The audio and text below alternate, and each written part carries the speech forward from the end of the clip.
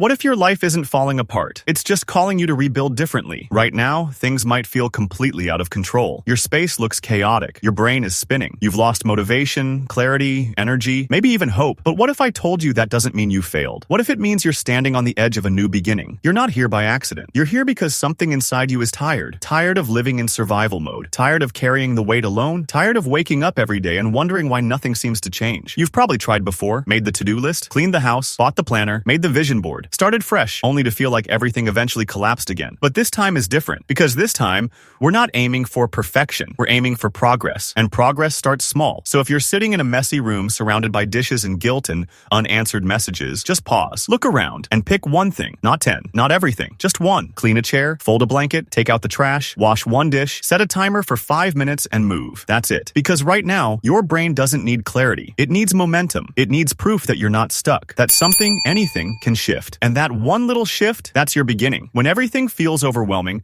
your mind will try to solve all of it at once. It wants to create the perfect plan before taking the first step. But waiting for motivation is a trap. Motivation doesn't come first. Movement does. Your goal today is not to fix your life. It's to interrupt the spiral. So try something small and tactile. Make your bed. Go outside and walk for 5 minutes. Write one line in a notebook. Say out loud, "I'm here and I'm trying." These acts are not trivial. They're life-saving. They're pattern interrupts. They're your nervous system's way of saying, "I'm waking up again." And once you interrupt the loop, you can begin to build new rhythms. Your mornings and evenings matter more than you think. They're the bookends of your nervous system, how you rise and how you fall. If you've been waking up in chaos, checking your phone before your feet hit the floor, diving straight into anxiety, that's not your fault. But it is something you can change. Tomorrow, when you wake up, do this instead. Sit up, breathe deeply, drink water, stretch. Write one sentence about what you want to feel today. Just one. And at night, close the day on purpose. Put your phone in another room. Write down one win, one challenge, and one thing you're grateful for. Plan tomorrow's outfit. Decide what you'll eat for breakfast. This is not about having a perfect morning routine. This is about creating bookends that tell your body, we're safe, we're in charge again. From there, start thinking smaller. Yes, smaller. You don't need to get your finances in order overnight. You don't need to run a marathon. You don't need to become someone else. You need one micro goal at a time. Drink one more glass of water today. Move your body for 10 minutes. Track your spending for the next 3 days. Send one email you've been avoiding. These are not chores. They are proof. Proof that you are someone who shows up. And the more proof you create, the more belief you build. Every time you follow through on something tiny, your brain releases dopamine. Not the addictive kind from scrolling, but the deeply satisfying kind that says, I did that, and that feeling, that's fuel. But to protect that fuel, you've got to silence the noise. Right now, you might be feeling tired, not from effort, but from overstimulation. The endless tabs, the messages, the background TV, the scrolling, the algorithm, the buzzing. It's not neutral. It's draining. So protect your energy like it's sacred, because it is. Turn off notifications you don't need. Set app limits. Use Do Not Disturb for an hour a day. Delete apps that add no value. Create at least one space in your home, a corner, a chair, a drawer that is screen-free. Let your mind rest. Let silence breathe. It's in those quiet moments that clarity returns, that your real voice gets a chance to speak. And when you start hearing it, you'll realize something. You were never lazy. You were never broken. You were never incapable. You were just distracted, exhausted, disconnected. To rebuild your life, you need something else too. Accountability. When we struggle in silence, we start to believe the struggle is our fault. But when someone sees us, really sees us trying, we gain courage to keep going. So tell someone your goal. Just one person. A friend, a therapist, a mentor, even a journal counts. Create a rhythm of reflection. Once a week, check in. What did you do? What didn't you do? What's next? This is not about pressure. It's about support. Progress thrives in community. Even if that community is just you and a notebook, you've created a space where effort matters again. And here's the hardest truth, the one most people avoid. There will be days when everything collapses again, when the motivation dies, when the routine breaks, when you skip the journal, the workout, the kindness. You'll feel like a failure, like you're back where you started. But you're not, because now you know how to get up. Now you know what works. Now you know that you can start again because you've done it before. On those days, your job is not to be perfect. It's to be kind. Say to yourself what you would say to someone you love. It's okay. We're not giving up. We're just regrouping. That voice, that self-compassion, is more powerful than any routine. It's what turns a breakdown into a breakthrough. You are not trying to be flawless. You're trying to be functional. You're trying to be free. Getting your life together isn't about rearranging every detail. It's about reclaiming agency. The ability to say, I choose what happens next. And maybe what happens next is this.